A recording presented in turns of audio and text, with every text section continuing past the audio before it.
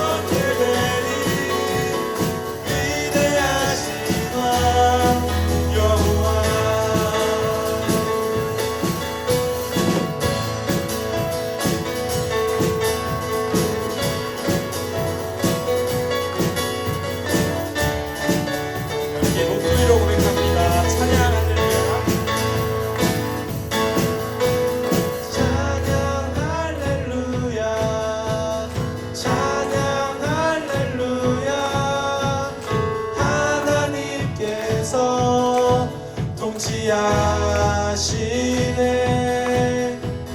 찬양 할렐루야, 찬양 할렐루야. 위대하신 왕 여호와. 찬양 할렐루야, 찬양 할렐루야, 찬양 할렐루야. 하나님께서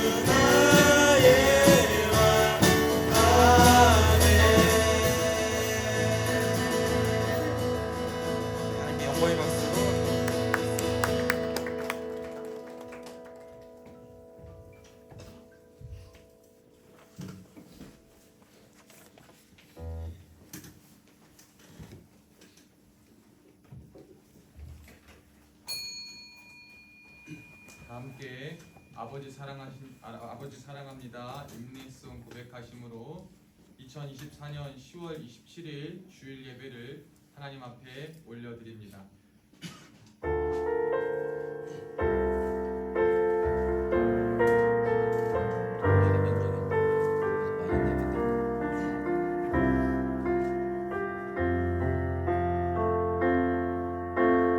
아버지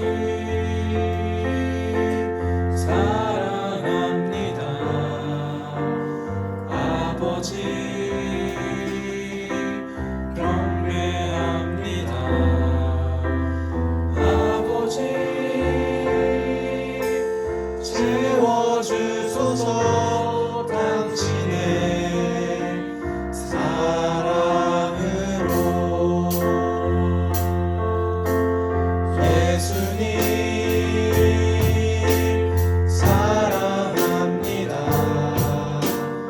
예수님 경배합니다. 예수님 채워주소서 당신의 사랑으로. 성령님 사랑합니다. 성령님 경배합니다. 성령님 채워주소서 당신의 사랑으로.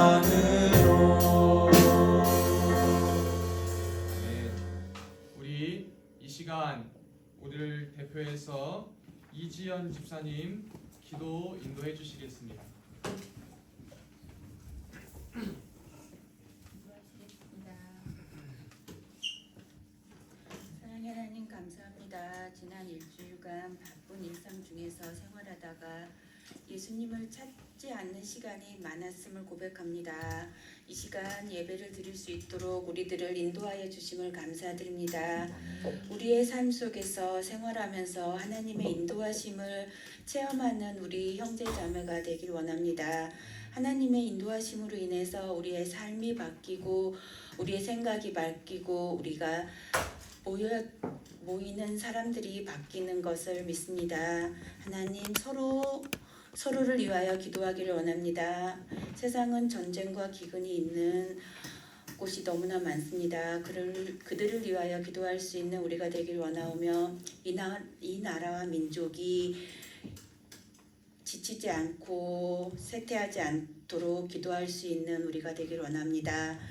우리 성도님들을 위하여 기도합니다. 각 가정마다 각 형제들의 마음속에 생활 속에 일생의 중요한 시기에 있는 것으로 압니다. 그들을 위하여 기도할 수 있는 우리 각자가 되길 원하옵고 이 시간을 말씀을 전하신 목사님을 위하여 기도합니다. 언제나 지치지 않도록 지켜주시옵시고 건강으로 허락하여 주시길 원합니다. 우리를 위하여 기도하시는 형제 자매님들 또한 각 가정에 부모님들이 계시리라 믿습니다. 그들을 그 마음을 그 기도를 생각하시면서 생활하시길 원합니다. 시간 예배의 첫 시간입니다. 하나님 홀로 영광 받으시길 바라오며 예수님의 이름으로 기도합니다. 아멘.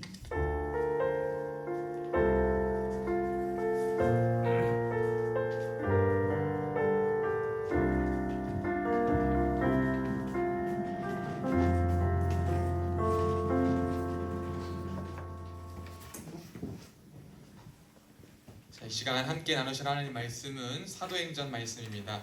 여러분 사도행전 신약 성경입니다. 마마누 요행 롬의 행을 담당하고 있는 사도행전 성경을 다 피시고 성경 없는 친구들은 뒤에서 좀 가져오시고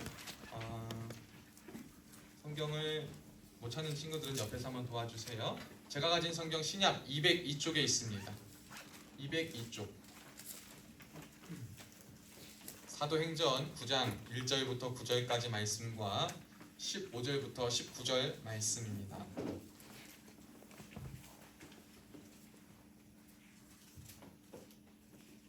영찬아 찾았느뇨? 김범진이 새로운 애인가? 김범진. 내 현우만 보고 범진이 못 봐서 현우야 약속 잘 지켰네. 이 통신에 새바람이 불수더라도 기도 계속 해주셔야 됩니다. 우리 성원이 그 또래 영찬이 우리 진욱이까지 해서 고기 라인부터 우리 같이 통신에 이제 주님의 예수의 바람이 불이라 저는 믿습니다. 그래서 통신에도 불어오고 우리 함께 예배하길 축복합니다. 근데 저기 준이야 성현이는 어디 갔냐?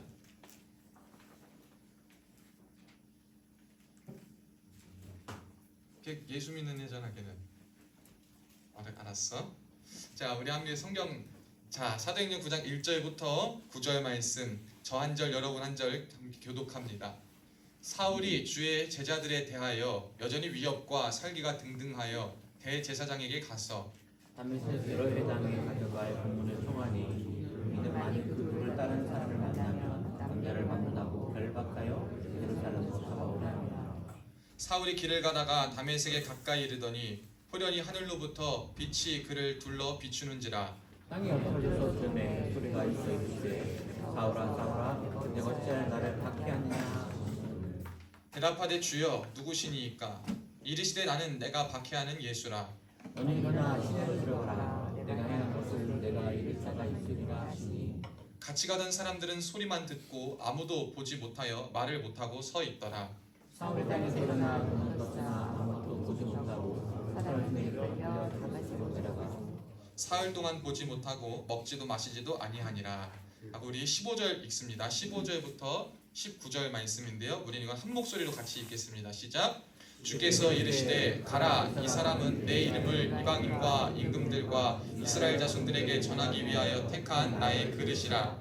그가 내 이름을 위하여 얼마나 고난을 받아야 할 것을 내가 그에게 보이리라 하시니 아나니아가 떠나 그 집에 들어가서 그에게 안수하여 이르되 형제 사울아 주 곧 네가 오는 길에서 나타나셨던 예수께서 나를 보내어 너를 다시 보게 하시고 성령으로 충만하게 하신다 하니 즉시 사울의 눈에서 비늘 같은 것이 벗어져 다시 보게 된지라. 일어나 세례를 받고 음식을 먹음에 강건하여 지니라. 아멘. 오늘도 예배의 자리에 나오신 여러분들을 주님의 이름으로 사랑하고 축복합니다. 우리 앞뒤 좌우에 있는 분들과 함께 인사합시다. 양손을 들고 우리 새벽교회 인사합니다. 양손을 들고 손을 흔들면서 샬롬 샬롬 웃으면서 인사합시다. 시작. 샬롬 샬롬 샬롬 샬롬 반갑습니다. 샬롬 샬롬. 우리 두 번째 인사합시다. 오른손 들고 하나님을 찬양합니다. 시작. 할렐루야. 하나님 찬양합니다. 오늘도 예배에 나오신 여러분들을 주님의 이름으로 사랑하고 축복합니다. 제가 대학교 3학년 4학년 때 자취를 했어요. 자취를 했는데 저희 학교가 이제 남성역, 총신대 입구역이 있지만 남성역이 더 가까워요. 남성역에서 한 도보로 한 10분에서 15분 정도 거리는 위치에 있고 제가 한 5평 남짓한 주택가에서 이제 자취를 했습니다. 학교 한 20분 거리에 있는 걸어서 다니는 굉장히 좁은 곳이고 좁은 곳에 막 그냥 발 디딜 틈 없이 그냥 딱 그냥 혼자 딱 숨쉬고 살기에 적당한 곳에 있었는데 제가 그 친한 선배 형이 있었는데 그 형은요 꼭 저희 자취방에 오는 걸 너무 좋아했어요. 본인은 더 넓고 좋은 데서 자취하면서도 꼭 와서 하는 말이 성민아 난 네 자취방에 오면 꼭 교회 사무실에 온 것 같은 기분이 들어서 너무 좋다라는 거예요. 그래가지고 저는 쫓고 와가지고 또 항상 오면 밤에 와요. 언제 오냐? 힘든 일 있을 때 어려운 일 있을 때 항상 저한테 와요. 그래서 옛날엔 제가 피곤하면은 전화 안 받고 불 다 꺼놓고 있었어요. 커튼 탁 쳐놓고 누가 지나가는 사람 못 보게 와서 막 똑똑하고 연락을 하니까 못 보게 있었는데 어느 날 그 형이 또 연락이 온 거예요. 연락이 와서 그때도 한 10시에서 11시 사이였어요. 밤에. 성민아 너무 힘들어. 그래서 큰일 났다. 또 힘들다니까 큰일 났다 해가지고 우리 집으로 오겠대요. 그래서 와가지고 이야기를 하는데 그 만나려고 했던 여자친구와 뭐 잘 안 됐나 봐요. 근데 그 웃긴 게 뭐냐면 그 형이 처음에 그 여자 이제 자매와 만나기 위해서 저한테 막 썰들을 풀어주는데 학교에서 그러는 거예요. 누가 봐도 별거 아닌 것 같거든요. 근데 마침 자기가 손가락이 탁 닫혀 있는 그때에 아무도 어디서도 구할 수 없는 데일밴드를 그 그녀가 가지고 있었다. 이거 완전 약간 좀 천생연분과 같은 거 아니냐. 자기 아픈데 딱 그러는 거예요. 그래. 그래서 거기까지 그래 그렇게 뭐 생각할 수도 있겠지 했는데 또 어떤 자기가 무슨 쪽지를 썼는데 그 쪽지를 그냥 버리고 막 신경도 안 쓰고 있었대요. 근데 그 그때 어떤 그 상황에 있었던 상황을 빗대어서 막 쪽지를 쓰고 막 했는데 그걸 버리고 막 생각하지도 않고 있었는데 딱 그 자매를 만나러 가는 그때 주머니에서 우연찮게 그 쪽지가 탁 나왔다는 거예요. 이거는 그 자매하고 나하고 뭔가 있다. 막 이러한 이야기를 저한테 하는 거예요. 그래서 저는 기가 막혀가지고 형 듣고 싶은 말이 있어요? 아니면 하고 싶은 말을 제가 해줄까요? 그래서 이제 근데 그 형 아무리 봐도 듣고 싶은 말을 듣고 싶어 하는 거예요. 그래서 그래요, 뭐 그렇게 생각할 수 있죠 이러고 있다가 결국엔 시간이 지나와가지고 성민아 그 자매가 어쩌고저쩌고 해서 막 이러시 힘들어 라고 해서 토닥토닥 이렇게 토닥여줬던 기억이 있어요. 이 사람들이 우리의 삶에서 겪는 이 순간의 경험들이나 어떤 우연찮은 일들을요 내 삶의 어떤 상황과 빗대어서 이해하고 싶어하는 경향이 굉장히 많아요.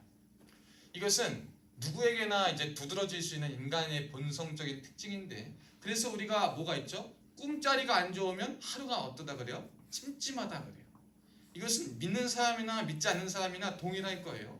믿는 사람이라 하더라도 하나님이 주신 꿈도 있기 때문에 그 꿈자리의 영향을 많이 받을 수도 있어요. 또 살다 보면 아까 이야기한 것처럼 우연의 일치, 생각지도 않았는데 우연처럼 어떤 일이 딱 발생해. 근데 내 상황하고 딱 들어맞아.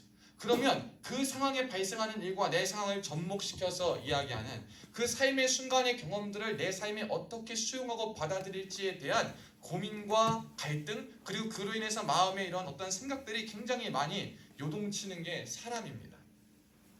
여러분 이것이 잘못된 것은 아니라고 봐요.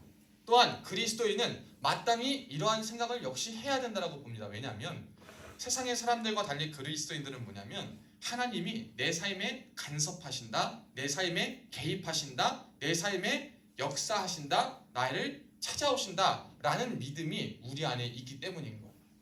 어떤 사람들은 그냥 지나갈 수 있는 문제를 가지고 우리 그리스도인들은 하나님이 나를 부르시는구나, 하나님이 나에게 말씀하시는구나 라는 것을 느낄 수가 있어요. 가령 예를 들자면 저는 오늘 요즘 이런 자연을 보면서 여러분들은 그냥 자연이 좋다, 보는 것만으로 좋다, 기분 좋다, 그냥 시간이 지났네 라고 생각할 수 있지만 저는 저들이 하나님을 찬양하는 모습으로 보여서 얼마나 아름다운지 몰라요. 형형 색깔의 색색들을 뽐내면서 여름과는 달리 새로운 계절의 새로운 모습으로 하나님을 찬양하는 모습이 얼마나 저에게는 아름답게 비춰지는가 모릅니다. 우리는 똑같은 것을 보고 똑같은 것을 겪고 똑같은 상황에 놓여 있다 하더라도 내 삶에 하나님이 간섭하시고 개입하시고 들어오셔서 나에게 말씀하시고 부르신다라는 사실을 알기 때문에 우리는 어떠한 삶의 순간과 만나는 어떠한 우연의 일치와 같은 상황 속에서도 하나님의 부르심을 알 수 있고 말씀하심을 알 수 있는 존재가 되어야 한다는 것을 기억해야 합니다. 그런데 조심해야 할 것은 뭐냐? 아까 제가 서두에 이야기한 그 형과 같이 마치 내가 우연찮게 내 원함과 내가 원하는 상황과 우연의 일치가 딱 맞아 아다리가 맞아 떨어지는 그때 그것을 하나님의 역사다라고 다 받아들이는 태도는 지양하고 조심해야 한다는 거예요. 물론 하나님 그렇게 역사하실 수도 있지만 우리가 욕심과 원함과 바램이 너무 앞서기 시작하고 그것과 많은 상황이 들어오기 시작하면 우리는 그냥 다 좋다라고 생각하고 넘어갈 때가 많은데 그것은 옳지 않은 방법임을 우리는 기억해야 합니다. 결국 우리가 어떠한 삶의 순간 속에서 그리스도인들도 이런 고민을 하고 믿지 않은 사람 역시 아까 얘기한 꿈자리나 우연의 일치와 같은 상황 속에서 자꾸 그것을 생각하고 마음에 담아두고 하는 이유는 뭐냐면 내가 살아가는 인생길에 대한 고민이 있기 때문이라고 저는 봐요. 그래서 우리 미신들 많잖아요. 시험 보는 날 아침에 뭐 먹으면 안 돼요? 미역국 왜 먹으면 안 돼요? 밀끌밀끌. 여러분 글씨는 무슨 색깔로 쓰면 안 돼요? 빨강색으로 쓰면 안 돼요. 엘리베이터에 요즘 아직도 건물 보면 없는 층이 있어요. 어떤 층이 없어요? 4층. 왜 4층은 없어요? 죽을 쌓여가지고 그 웃기지도 않아요, 그렇죠? 그건 뭐 4층 안 쓴다고 5층이 뭐 4층이 5층 되나? 뭐 그 4층은 4층인 건데, 그렇죠? 이 사람들은 이러한 미신 이런 거 굉장히 아닌 것 같으면서도 영향을 받아요. 우리가 가끔 SNS 혹은 영화 이러한 드라마에서 보면 정치인들 그리고 재계 인사들도요 어떠한 모습을 보냐면 다 갖춘 사람들이에요. 그들의 열심과 뚝심으로 뭔가를 다 잃어본 사람인데 그 사람들이 중대한 결정을 할 때 누구를 부르는 모습들을 봐요? 점쟁이, 무당들을 불러요. 그래서 이게 잘 되겠냐, 이게 잘 이루어지겠냐 라는 것에 대한 고민을 합니다. 그러니까 다 갖춘 사람이라 할지라도 그리고 아무것도 못 갖춘 사람이라 하더라도 사람은요 내 삶에 가는 길에 대한 그리고 내가 삶에서 맞이하는 그 순간에 대한 고민과 갈등과 여러 가지 어려움들 그리고 생각하는 것이 딱 분명히 있고 그것을 잘 생각해야 함을 저는 여러분에게 말씀드리고 싶습니다. 그래서 우리는요 저는 여러분들에게 그런 말하고 있어요. 순간을 하나님의 간섭하심으로 알아듣는 지혜가 필요하다라는 것이 제가 여러분에게 말씀드리고 싶은 거예요. 똑같은 길을 걷고 똑같은 시간 속에 우리가 똑같이 다 교회로 왔어요. 이 교회를 왔는데 똑같은 말씀이 들려져도 이 말씀을 어떤 마음으로 듣느냐, 이 자리에 어떤 생각으로 앉아있느냐, 이 자리에 어떠한 모습으로 와서 어떠한 동기로 왔느냐에 따라서 이 시간이 임하고 들려지는 것은 똑같지만 적용되고 나에게 더해지는 은혜는 분명히 다를 것입니다. 하나님도 마찬가지라고 이야기하세요. 누구나 살아가는 인생께 고민하고 어렵고 힘들고 아파하고 즐겁고 기쁜 일이 많이 있어요. 그런데 그 속에서 무엇에 대한 고민과 어떤 것에 대한 생각과 어떤 것을 보고 나아가느냐에 따라서 그의 인생이 더욱더 값지고 귀하고 풍성하냐의 차이가 있음을 우리는 늘 고민해야 된다라는 거예요. 오늘 이 바울은 지지난주에도 살펴본 사람입니다. 근데 이 바울이 완전히 180도가 달라진 사람으로서 성경에 기록되고 있는데 이 바울은 그가 가는 인생길이 어떠했고 그의 변한 인생길이 어떠했는지를 오늘 한번 말씀을 통해서 나눠보려고 합니다. 바울은 오늘 9장 1절에 보면 사울이 주의 제자들에 대하여 여전히 위협과 살기가 등등하여 대제사장에게 갔다 그럽니다. 이 사도행전 앞장 7장에서의 사건을 보면은 그런 사건이 있었어요. 스데반이라는 집사님이 계셨는데 그 집사님이 굉장히 복음을 열정적으로 은혜 가운데 전하다가 결국에 어떻게 됐냐? 예수님을 부인하지 않아서 돌로 맞아서 죽었습니다. 돌로 쳐서 죽였어요. 이를테면 그런 거예요. 북한에서 예수님 믿으면 어떻게 돼요? 여러분? 심하면 어떻게 됩니까? 총살이에요. 총살. 다 죽는 거예요. 그런 것과 같이 이 스데반 집사님이라는 분이 돌에 맞아 죽었는데 예수님을 믿는다는 이유 때문에 그 주동자와 그 핵심 인물이 누구였냐? 사울이라는 사람이었어요. 이 사울은 그가 구약이라는 성경, 그 당시에는 신약이 없었어요. 사실 여러분 한번 보면 우리는 지금 구약과 신약을 성경으로 받아들이지만 사울이 살고 있던 그 시대는 구약 성경만 있었어요. 그러니까 구약 성경만 있었으니까 그에게 있어서 성경은 기록된 말씀으로서 예수에 대한 이야기는 없어요. 우리는 기록된 예수님이 있고 말씀이 있기 때문에 예수님을 더 확실하게 믿을 수 있지만 사울이 있었던 상황은 구약의 메시아의 예언과 메시아에 대한 언급과 메시아에 대한 방향은 있었지만 그가 예수다라고 말하는 딱 그런 구조는 없었어요. 그러니까 이 사울과 그가 속했던 유대교에서는 현재 유대교도 마찬가지고 예수님을 메시아로서 아직 믿질 않아요. 이스라엘 지금 전투하는 그 이스라엘 유대인들이지만 성경에 나오는 유대인들은 맞지만 그들은 예수님을 구원자 그리스도로 믿지 않습니다. 아직도 똑같아요. 신약의 말씀을 믿지 않고 사울이 그랬던 것처럼 구약의 말씀만 믿고 기다립니다. 그래서 오실 예수님을 오실 메시아를 기다리는데 사울이 똑같았던 거예요. 이미 예수님이 이 땅 가운데 오셨고 제자들과 사람들 사이에 하나님의 아들 되심을 이렇게 기록된 말씀은 없었지만 이 땅에 친히 오셔서 사역을 하셨고 전해졌게 했기 때문에 예수님이 그분이시다 알 사람들은 알았단 말이에요. 근데 사울은 절대 그러지 않았어요. 아니 그럴 리가 없어. 왜냐? 예수님이 저런 존재로 태어날 리가 없거든.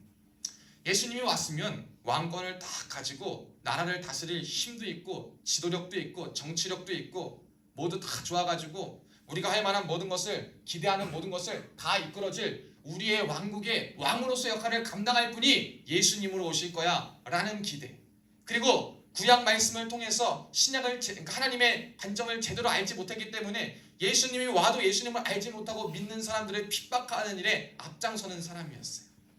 바울이 가진 지식이 잘못된 것일까? 여러분 한번 생각해 볼까요? 바울이 구약에서 하나님에 대해 가진 그 지식이 다 잘못된 것이었을까? 그렇지 않았어요. 하나님에 대한 지식이 맞는 게 많았어요. 그 증거가 어디 드러났냐? 자, 사울이 오늘 사도행전 9장에 자, 3절 말씀 보면 사울이 길을 가다가 다메섹에 가까이 이르더니 호련히 하늘로부터 빛이 그를 둘러 비추는지라 말하면서 땅에 엎드러져 들음에 소리가 있어 이르되 사울아 사울아 네가 어찌하여 나를 박해하느냐 라고 했을 때 사울의 대답을 한번 보세요. 사울이 뭐라고 대답합니까? 주여 누구시니까. 자기에게 이렇게 나타나가지고 하늘에서 이런 기적적으로 이상한 현상으로 나에게 오실 분은, 내 이름을 불러서 나에게 오실 분은 하나님밖에 없구나, 주인 대신 그 선생밖에 없구나라는 사실을 사울은 알았던 거예요. 그러니까 하나님이신 건 알았어요. 하나님이요 주여 누구시니까 근데 왜 저에게 이렇게 오십니까? 라는 질문이 그에게 있었던 걸로 봐서 그가 가진 하나님에 대한 지식과 하나님에 대한 역사와 하나님에 대한 이해가 완벽하고 완전하진 않았지만 어느 정도의 틀은 가지고 있었다라는 거예요. 근데 여기서 굉장히 놀라운 일이 일어납니다. 누구냐 물었더니 이르시되 나는 네가 박해하는 누구라 그럽니까? 예수라 이렇게 말해요. 예수, 박해하는 예수. 지금도 예수님을 믿는 자들을 쫓아가지고 죽이러 가는 기세가 등등하고 살기가 위협해서 사람들을, 예수 믿는 사람들을 널리 있는 지역에까지 가서 다 잡아 죽이려는 그 상황 속에서 가고 있는데, 나에게 찾아온 분이 하나님인 줄 알았는데 내가 핍박하고 박해했던 대상인 예수다 라고 말했을 그때 사울의 마음은 어땠을까? 우리가 한번 생각해 봐야 돼요. 사울의 마음은 어땠겠습니까? 수여가 사울의 마음이 어땠을까?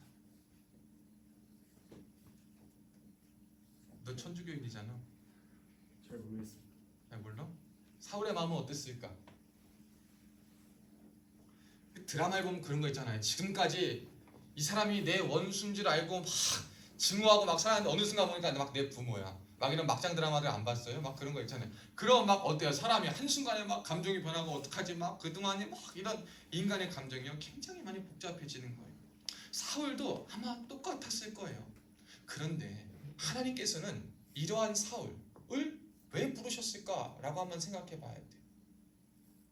하나님께서는 그 당시에 사울과 같이 예수님을 핍박하는 자 말고 예수님을 믿어서 예수님의 은혜 가운데 있는 그 많은 사람들이 있고 흩어져 있지만 제자들도 많이 있어서 그들로만도 하나님의 일을 충분히 감당하실 수 있음에도 불구하고 하나님은 왜 자신을 핍박하고 죽이고 힘들게 했던 그 사울을 부르셨을까? 그 사울에게 찾아가셔서 내가 예수다, 예수님의 존재를 알게 하셨을까? 여러분 왜 그러실까요? 왜? 우리는 하나님이 부르신다라고 했을 때 하나님은 어떤 사람을 부르시냐? 거룩한 사람, 깨끗한 사람, 의로운 사람, 잘 갖춰진 사람, 잘 배운 사람, 뭔가 있는 사람, 이런 사람을 주님이 부른다라고 생각을 하지만 우리 주님은 그렇지 않습니다. 성경에 보면 예수님이 육신의 몸을 입고 나오신 그 계보에 보면 기생의 조상의 기생이 들어가 있어요. 기생 뭐예요? 이를테면 이렇게 몸을 파는 자 같은 역할을 하는 사람이에요. 기생을 통하여서도 하나님의 일을 하셨고 기생을 그의 족보에도 드러내셨고 또 제자들을 쓰실 때도 어부, 잘 배운 사람이 아니라 어부를 그의 제자로 삼으셨어요. 그리고 또 잘 배운 사람인 누가 역시, 의사 역시 그의 제자로 삼으셨습니다. 그러니까 하나님은요, 하나님의 부르심에는요 우리의 생각과 우리의 자격과 우리의 조건과 우리의 상황이 중요한 것이 아니라 하나님이 부르시는 그때와 계획이 중요하다라는 것을 기억해야 돼요. 그래서 하나님은 그 부르심과 그 계획의 때가 되면 하나님의 사람을 부르십니다. 누구처럼? 사울과 같이. 언제 부르시냐? 언제 하나님이 부르십니까? 다양해. 여러분 하나님이 부르심은요 우리의 예상과는 전혀 다른 거예요. 그렇지만 분명한 것은 뭐냐면 어쨌든 어떠한 모양과 어떠한 방식과 어떠한 것으로 오든지 내 삶에 친히 찾아오신다. 내 삶에 친히 다가오신다라는 사실은 불변하는 사실이에요. 바울은 예수님 앞에 회개하고 조금 갔다 어떤 사건을 겪고 나서 주님 앞에 돌아왔어도 뭐 나쁜 스토리가 아니었을 것 같은데 하나님께서는 이 사울을 어떻게 했냐? 그를 핍박하고 죽이려 가는 그 길 가운데서 만나줬던 거예요. 그 길을 다시 한번 보면 사울의 입장에서 승승장구하고 있던 때입니다. 열심히 그의 종교적 열심이 최고조로 증명되던 때였고 그의 종교적 명성이 다른 지역에까지 떨쳐져서 예수 믿는 자들은 다 두려움에 떨고 있던 때여서 유대교인들에게는 굉장한 존경과 명성을 받고 있던 그때입니다. 능력도 인정받고 열정도 인정받아서 그의 인생의 정점으로 향하는 그 길 속에 하나님이 만나주셨습니다. 근데 만나서 뭘 하길 원하셨냐? 변화하기를 원하셨던 거예요. 무엇을 변화하길 원하셨냐? 하나님께 대한 온전한 지식과 이해, 예수님에 대한 바른 이해를 갖길 원하셨다라는 거예요. 여러분, 하나님이요 이렇게 부르시는 목적과 이유와 상황에 대해서 우리는 늘 고민해봐야 돼요. 자, 사울과 같이 승승장구하고 이런 때에 하나님 부르실 수 있지만 반대로 인생의 절반과 절벽에 떨어져 가는 그 순간 속에서도 우리 하나님 부르실 수 있고 평이한 순간 속에서도 하나님은 우리를 부르실 수가 있어요. 그런데 우리는 그 부르시는 하나님의 부르심 앞에 어떻게 나아가야 할 것인가, 어떻게 그것을 알아차릴 것인가에 대한 고민이 많은 거예요. 하나님이 여러분을 어떻게 부르실까요? 여러분, 하나님이 부르신다는 것은 과연 무엇일까? 오늘 이 사울은 하나님의 부르심을 어떤 것으로부터 알았습니까? 나에게 비춰지는 무엇을 들은 거예요? 소리를 들은 거예요. 여러분이 하나님의 부르심을 듣기를 원하는데 도대체가 나에게 말씀하시는 하나님의 부르심은 무엇인가를 알지 못할 때 제가 늘 이야기하는 것처럼 그거예요. 지금 나에게 말씀하시는 하나님의 말씀을 들으라, 그 말입니다. 그 말씀은 뭐냐? 지금 여러분을 부르고 있다라는 거예요. 하나님이 직접 사울과 같이 소리를 통하여서 전해주지 않는다 하더라도 목사라는 이 하나님의 도구를 통하여서, 하나님의 종을 통하여서 여러분들의 마음을 두드리고 있는 거예요. 야, 내가 너를 지금 부르고 있어. 너 지금 교회, 우리 속된 말로 그러잖아요. 뭐 마일리지 때문에 왔지? 간식 때문에 왔지? 그냥 왔지? 부담돼서 왔지? 괜찮아. 근데 그렇게 왔어도 내가 너를 지금 부르고 있어. 너 그냥 교회 안 가면 좀 뭔가 찝찝해서 왔지? 괜찮아. 그거는 내가 너를 부르는 이 말씀에 네가 듣겠다라고 결단하고 그 부르심을 인정하고 나오면 내가 사울이 그리스도에 대한 잘못된 이해, 부분적인 오해를 주님께서 만나서 바꿔주셨던 것처럼 여러분이 가진, 여러분의 모양 속에 가진 오류와 오해와 잘못된 것을 주님의 부르심 앞에 먼저 내가 나아가기만 시작한다면 하나님이 바꿔주실 거기 때문에, 예수께서 여러분의 모든 것을 바꿔주시기 때문에 여러분은 그 부르심 앞에 그냥 아멘하고 마음을 열기만 하면 되는 거예요. 오늘 이 시간 하나님이 나를 부르시는구나. 누구와 같이? 사울과 같이. 이 말씀을 기억하고 나아가면 되는 겁니다. 근데 여러분 한번 또 생각해 볼게요. 우리가 하나님을 만났다, 하나님의 사람이 된다, 그리스도인이 된다, 부르심에 간다 하면 부담감이 있습니까? 없습니까? 있어요. 어떤 부담이 있을까요? 자몽아 달리다군. 자몽아, 하나님이 자몽이를 불러. 자몽아, 넌 내 사람이야. 이렇게 말하면 자몽이 기뻐, 아니면 부담스러워? 기뻐? 왜 기뻐? 불러주셔가지고 할렐루야. 이 불러주시는 것만 해도 기뻐요. 근데 어떨 땐 부담이 돼요. 많은 사람들이 오해를 하고 있는 것이 뭐냐면, 하나님이 부르실 때 하나님이 나를 부르시면, 내가 하나님의 자녀가 되면 내가 하는 모든 장점이나 모든 가는 길이나 목표가 다 바뀌어야 되는 거 아닌가? 내가 가는 길이 다 완전히 달라져야 하는 것이 아닌가? 라고 생각할 수 있어요. 근데 여기서 중요한 건 한 가지 볼 수가 있어요. 사울이 지금 예수님을 믿는 자들을 핍박하러 다메섹으로 가는 길이었고, 예수님께서 사울을 만나주실 때 내가 핍박하는 예수라, 박해하는 예수라라고 말하면서 그 다음에 뭐라 그러냐면, 너는 일어나 시내로 들어가라. 그가 원래 가려고 했던 다메섹으로 가라고 말씀하십니다. 하나님이 너 다메섹에 핍박하려고 가라 했지? 다메섹 가지마. 거기 가면 넌 사람 죽이거든, 나쁜 곳이야. 이렇게 말씀하는 것이 아니라, 내가 지금 다메섹으로 가고 싶었어. 다메섹으로 가는 길이었어. 핍박하고 괴롭히려고 가는 길이었어. 그렇지만 하나님의 목적지나 가는 길을 바꾸시는 것이 아니라, 가는 길은 그대로 두시지만 방향과 내면의 변화를 주신다는 거예요. 그때는 예수님을 몰랐을 때는 가는 길, 다메섹에 가는 길이 죽이러 가는 길이었다면, 예수님을 만난 이후로는 예수님을 믿는 자들을 도와주러 그리고 죽은 자들을 살리러 가는 그 길로 변화된다라는 거예요. 그러니까 여러분 하나님이 여러분을 부르실 때 일단 걱정 부담돼. 내가 하나님 앞에 서운하고 뭐하고 한다 하면 뭐 작정하고 한다고 하면 이것도 하면 안 될 거고 저것도 하면 안 될 거고 이것도 부담되고 저것도 부담되고 이것도 제한 그것이 먼저가 아니라 내게 주신 은혜와 사울도요 굉장히 열심을 가지고 기세 등등의 사람 죽이는 것을요 하나님이 그 동기와 방향성만 바꾸셔서 똑같이 사용하신 거예요. 열심을 똑같이 사용하셨습니다. 특심을 똑같이 사용하셨습니다. 잘못된 지식과 오해를 바로 잡아가지고 예수님에 대한 바른 이해를 가지고 왔을 때 그 부르심 앞에 순종했을 때 그 열심을 이전보다 더 강하게 들어서 열심 있고 능력 있게 하나님을 전할 수 있는 도구로 사용하셨던 거예요.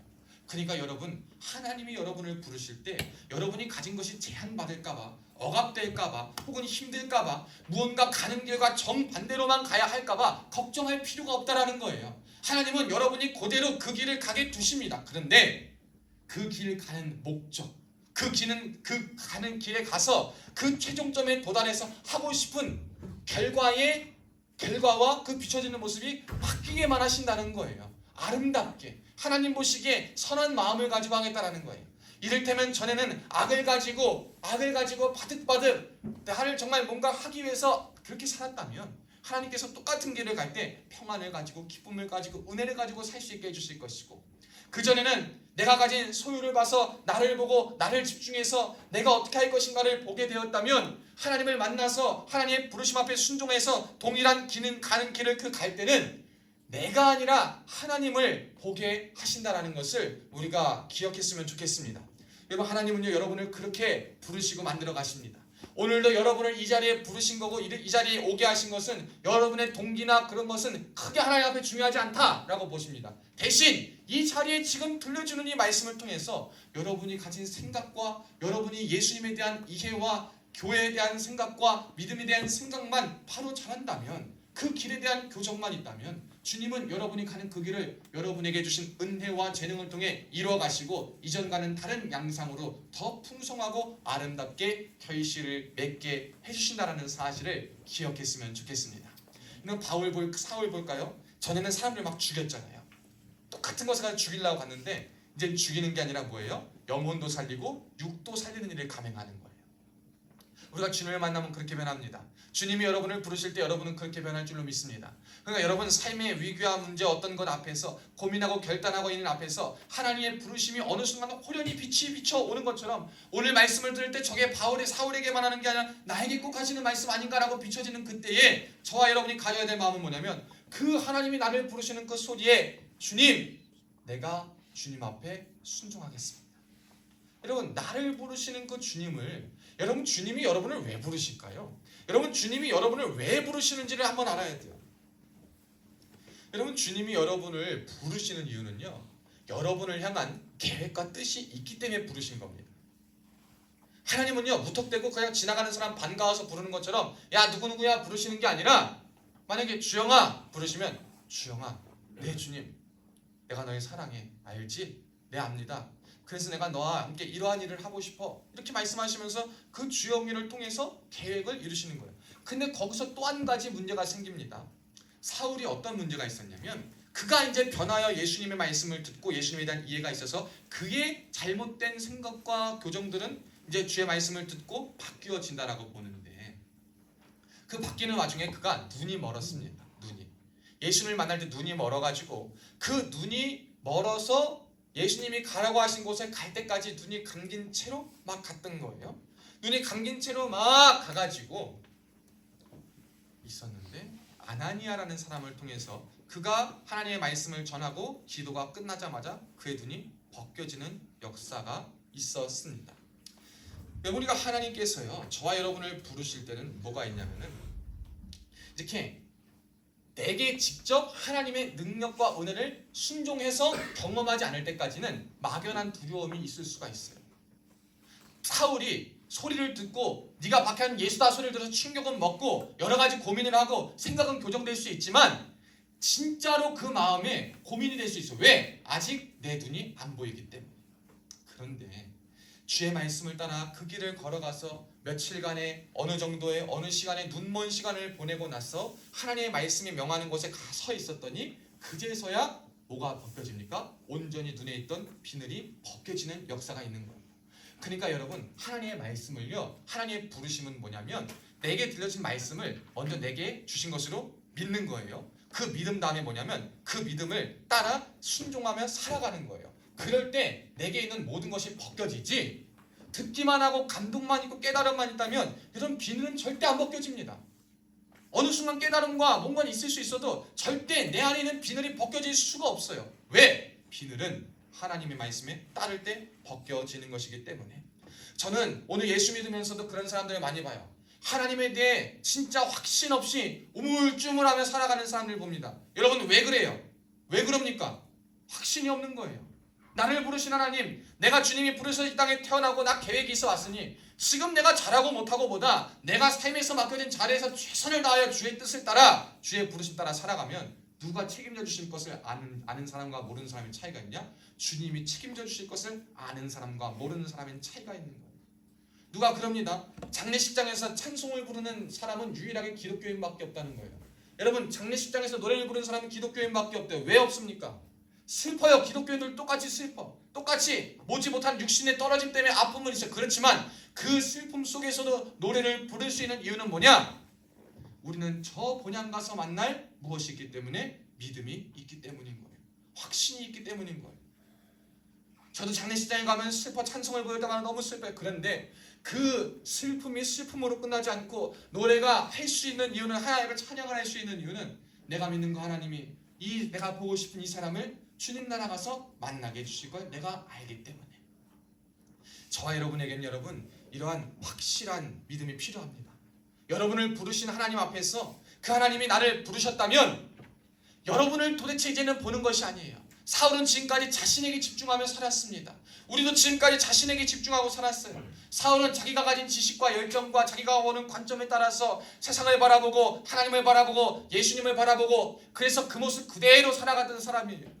우리도 지금까지는 내가 옳다는 것을 옳다한 대로 살아가고 내 소견에 맞는 대로 살아가고 보고 싶은 대로 다 보고 살아가요. 근데 그럴 때마다 하나님이 뭐예요? 말씀을 통해 찔르십니다. 근데 그 말씀을 들을 때 나한테 뭐가 있어요? 근데 나는 여태껏 이러고 살아왔는데, 여태껏 이러고 살아왔는데 잘 됐는데, 인생이 잘 풀리던데, 내 자녀가 잘 자라던데, 내 길이 명확하게 잘 나아가던데, 하나님의 말씀과 가르침은 그게 아닌데 나는 이렇게 살아왔던 내 경험과 세월을 보니 이게 맞는 것 같은데 충돌이 벌어집니다. 마치 사울의 상황과 같이. 여러분, 그런 충돌 앞에서 우리가 어떻게 해야 되냐? 충격이 있을 수 있고 공포가 있을 수 있고 좌절과 낙심이 있을 수 있지만 다른 가치와 방향성 때문에 그럴 수 있지만 그럴 때 하나님의 말씀에 순종을 해야 되는 거예요.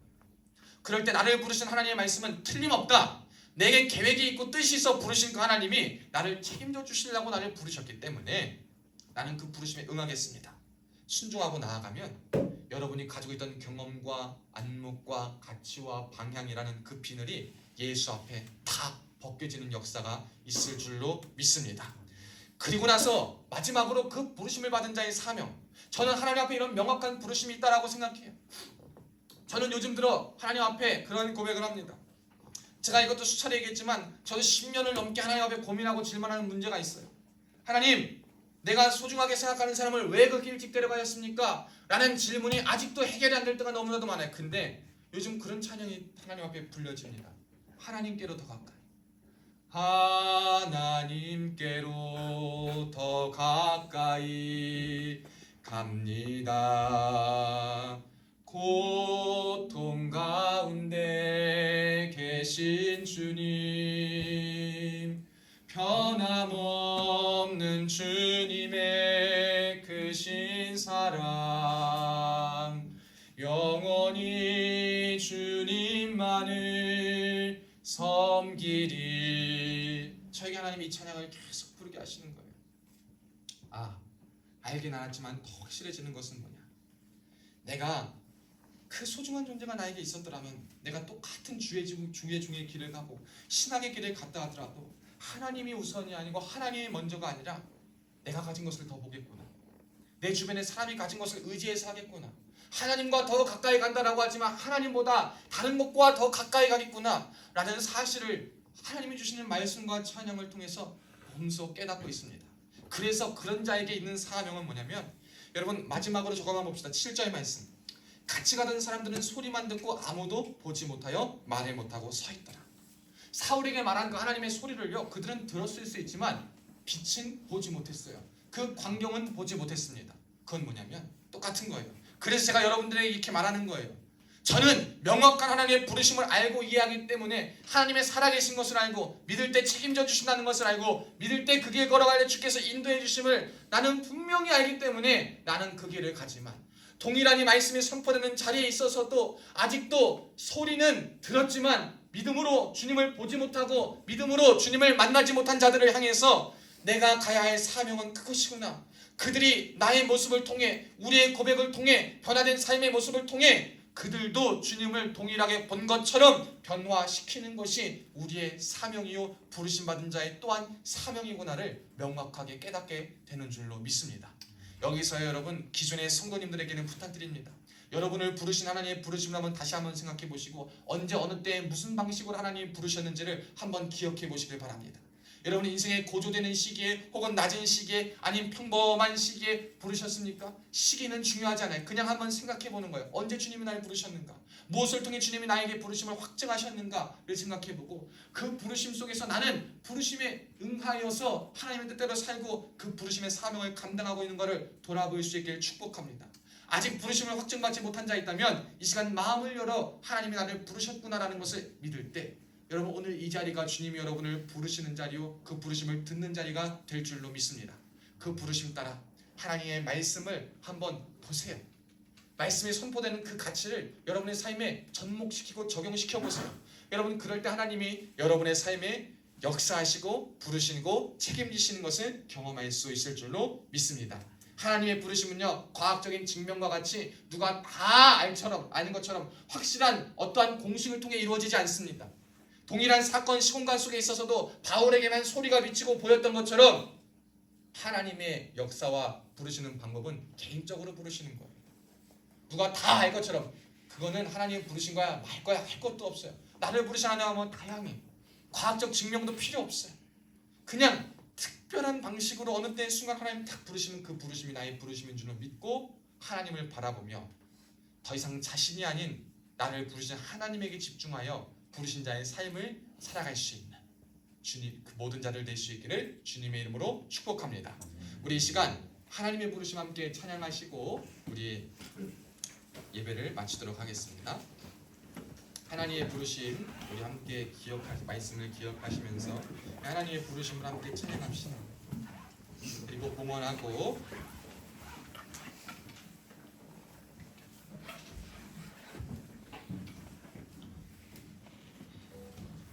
하나님의 부르심 찬양합니다.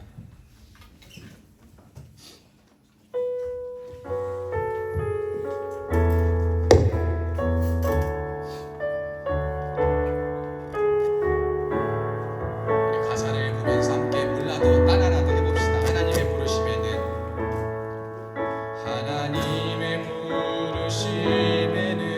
후회하심이 없네. 내가 이 자리에 선 것도 주의 부르심이라. 하나님의 부르심에는 결코 실수가 없네. 나를 부르신 하나님의 신실하심을 믿네. 작은 나를 부르신 뜻을 나는 알 수 없지만 오직 감사와 순종으로 주의 길을 가리라. 때론 내가 연약해져도 주님 날 도우시니 주의 놀라운 그 계획을 나는 믿으며 살리. 날 부르신 뜻 내 생각도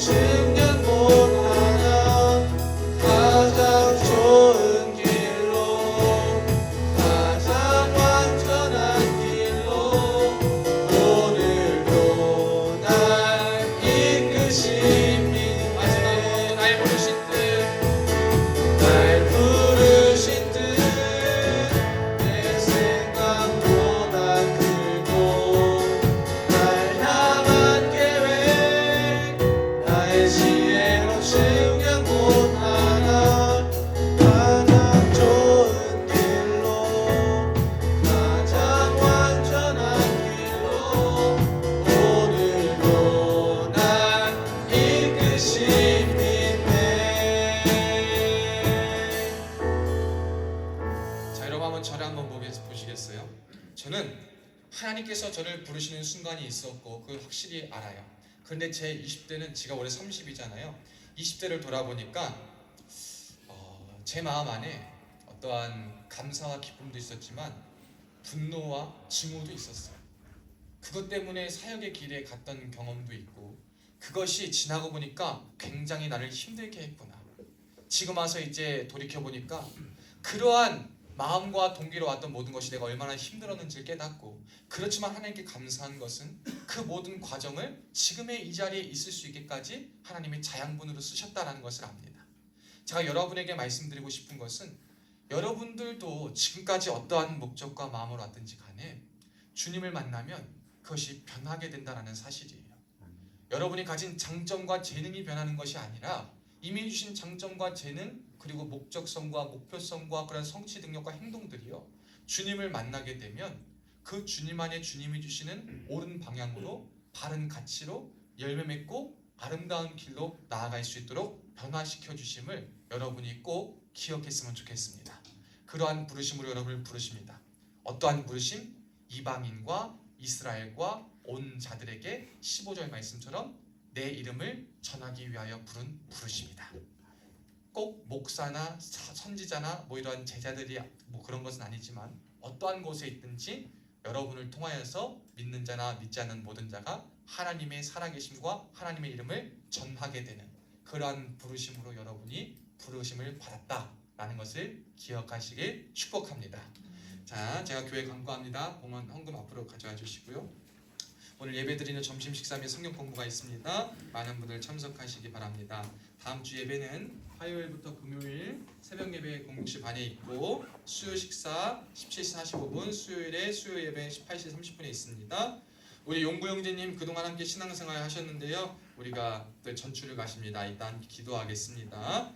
제가 수요일은 서부지역 군목단 회의가 있어서도 가고 금요일은 부대 초급 간부들과 교제의 시간이 있습니다. 모든 것이 은혜 가운데 잘 진행될 수 있도록 기도 부탁드립니다. 우리 그리고 기도의 제목을 놓고 기도하기를 주의 이름으로 축복합니다. 우리 시간 자리에서 함께 다 일어나겠습니다. 자리에서 함께 일어나고 옆에 있는 분들과 이렇게 인사합시다. 하나님이 오늘 나를 부르셨습니다. 하나님이 오늘 나를 부르셨습니다. 부르심에 따라가겠습니다.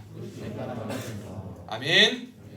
여러분이 가진 좋은 길로 하나님이 여러분을 부르신 것이기 때문에 그 부르심에 따라가십시오. 하나님의 방법 따라 하나님의 마음 따라가면 성공하고 하나님 붙잡아 주시고 승리하는 역사가 있습니다. 우리 함께 다 함께 야곱의 축복 함께 박수치며 찬양하겠습니다.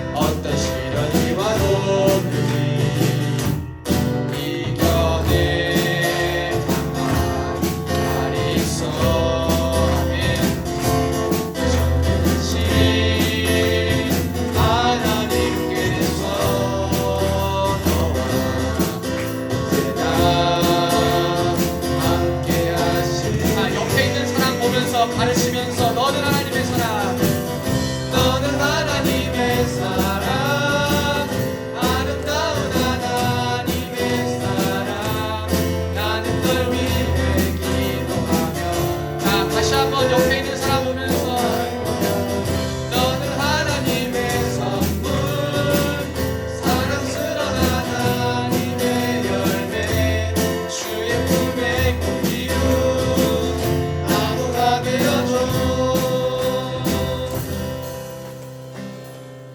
주님 감사합니다. 오늘도 복된 날 하나님의 부르심 따라 이 자리에 나온 주의 자녀들 주님 마음껏 기뻐 받으시고 주님의 자녀 삼아 주시옵소서. 특별히 하나님, 어떠한 부르심인지 어떠한 소로인지 몰라도 오늘 하나님께서 나를 부르셨음을 기억하고 그 부르신 하나님이 나의 인생을 향한 뜻과 계획이 있음을 깨달아 알아. 그 부르심 앞에 내게 주신 은혜와 은사와 방향이 주님 보시기에 아름다운 것으로 바뀌어 아름다운 열매를 맺는 복된 인생들 되게 하여 주시옵소서. 특별히 예물을 드린 손길이 있습니다. 빈손으로 나오지 않고 예물을 드린 준비한 손길 위에 하늘의 신령한 복과 땅의 기름진 복으로 차고 넘치도록 흔들안겨서 만배로 채임하는 역사만 있게 하여 주시옵소서. 이제는 우리 주 예수 그리스도의 은혜와 하나님 아버지의 극진하신 사랑과 성령님의 감동 감화 위로 교통 충만하신 은혜가 오늘 말씀을 듣고 하나님의 부르심에 순종하며 부르신 그 말씀을 듣고 부르신 자의 사명을 감당하기로 다짐하는 사랑하는 성도들 머리머리 위에 지금으로부터 영원토록 함께 있을지어다. 아멘.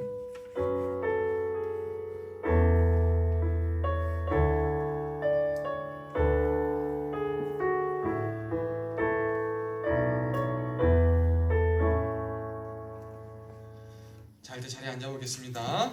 그리고 우리 용궁장님 잠깐 앞으로 나오시고 우리 부장님 이따 신병 한 번만 이따가 하시게. 네. 용궁장님, 여러분이 우리 강용구 중대장님 부대에서 본 적 있죠? 원래 사실 작년 올 초까지는 우리 교회 잘 섬기셨는데 출산하시고 이제 또 장인어른이 목사님이시잖아요. 그래서 교회 가시고 아이 보시느냐고 새벽교회 올해는 많이 보이지 못했지만 그래도 항상 기회가 되면 함께 예배하고 함께 기도했던 귀한 공동체의 우리 한 일원입니다. 근데 이제 이번 주에 전출 신고를 하셨고 이제 어디로 가시죠? 부사단으로 가십니다. 좋은 곳으로 가셔서 다행입니다. 우리 용구 형제님의 마지막 어떤 한마디 듣고 함께 잠깐 기도하겠습니다. 네, 사실 이렇게 가게 될 날이 올 줄 몰랐는데 작년 같은 경우에는 이제 제가 왔을 때 섬기시는 분들이 많았고 그리고 가시는 분들도 많았어 가지고 새벽교회가 어떻게 될지 사실 걱정도 됐고 열심히 섬겨야겠다라는 생각도 많이 했는데 올 초부터 이제 출산도 있었고 GP 작전도 들어가다 보니까 교회를 많이 못 나왔는데 그럼에도 불구하고 이제 빈자리를 채워주시는 분들이 많아서 그리고 앞으로도 힘내주실 분들이 많아서 마음 놓고 갈 수 있을 것 같습니다. 그래서 너무 이렇게 복도 많이 받았고 은혜도 많이 받은 곳이라서 기억 많이 나고 생각날 때마다 매일 기도하고 노력하겠습니다. 감사합니다. 오늘 용구 형제님 위해서 함께 잠깐 기도합니다. 사랑하시는 주님, 우리 사랑하는 용구 형제 701 특공연대 그간 보내주셔서 사명 감당케 하심에 감사합니다. 훌륭하게 임무 수행 잘 마치고 새로운 곳에서 하나님의 군사로서 또한 나라의 부름받은 군인으로서의 사명을 감당할 터인데 일마다 때마다 주의 손이 함께하여 주셔서 눈동자같이 아껴 보호하여 주시옵고 주님의 길을 걸어가는 동안에 머리털 하나 상치 않도록 인도와 보호받는 역사만 있게 하여 주시옵소서. 특별히 가정과 출산한 아이와 자녀와 모든 곳에 이르기까지 하나님의 사랑과 보호가 넘치게 하시옵고 믿음 잃지 않고 살아갈 그때에 하나님이 이들을 믿음의 반석의 증인이요 증거로 쓰임받는 역사만 있게 하여 주시옵소서. 모든 것 감사드리며 살아계신 예수님의 이름으로 간절히 축복하며 기도하옵나이다. 아멘. 축복합니다. 또 잠깐 나중에 한번 인사드리겠습니다. 네. 우리 또 신병 한번 왔는데 그럼 신병 스탠드업 신현우와 김범진 일로 와보시죠.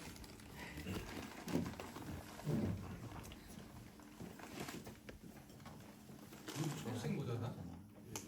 이제 바뀌었어? 한마디씩 해보고 소개 잠깐 하시고 소개 잠깐 한마디씩 서로